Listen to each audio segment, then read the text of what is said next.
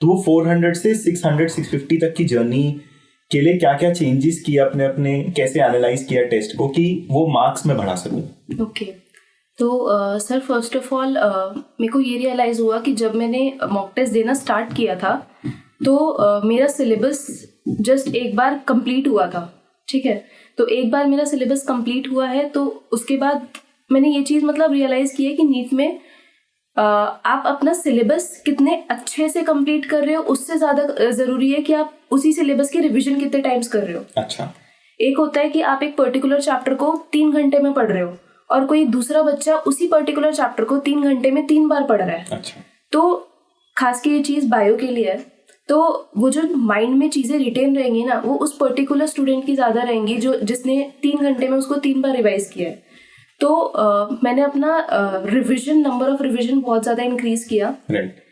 भले ही मैं जल्दी जल्दी करूँ, चैप्टर को जल्दी जल्दी पढ़ूँ, बट मैंने उसका रिवीजन स्टार्ट किया। मैंने शॉर्ट नोट्स बनाए।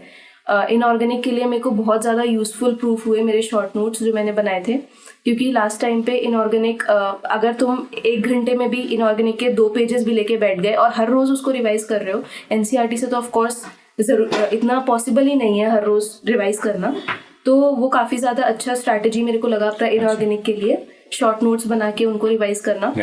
उसके अलावा टेस्ट एनालिसिस करना मैंने स्टार्ट किया। टेस्ट एनालिसिस में मैंने देखा है कि कई बच्चे टेस्ट दे के उसको छोड़ देते हैं, उसको देखते ही नहीं है कि कहाँ पे वो गलत थे, कौन से इनकरेक्ट क्वेश्चंस है, कहाँ पर वो मतलब कोइंसिडेंटली उन्होंने आंसर राइट टिक कर दिया।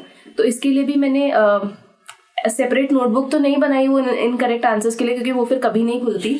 वो मैंने फर्स्ट ईयर में किया था, वो नोटबुक मेरी कभी नहीं खुली थी।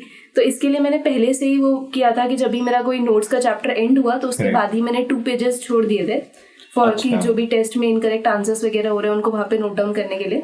तो 3 घंटा अगर मैंने टेस्ट में दिया है तो ऑलमोस्ट 2.5 आवर्स मेरे को टेस्ट के एनालिसिस में भी लगते थे, और वो मेरे को काफ़ी यूजफुल लगता था, क्योंकि जैसे कोई भी क्वेश्चन मेरा गलत हुआ है तो उस क्वेश्चन को, सपोज बायो का कोई क्वेश्चन है तो उसको मैं जाके वो पूरा टॉपिक उसी टाइम वहीं पे पढ़ती थी। फोन मेरा खुला हुआ है, जो इनकरेक्ट क्वेश्चन है मेरा वो साइड बाय साइड में उस टॉपिक को पूरा पढ़ रही हूँ अच्छे से।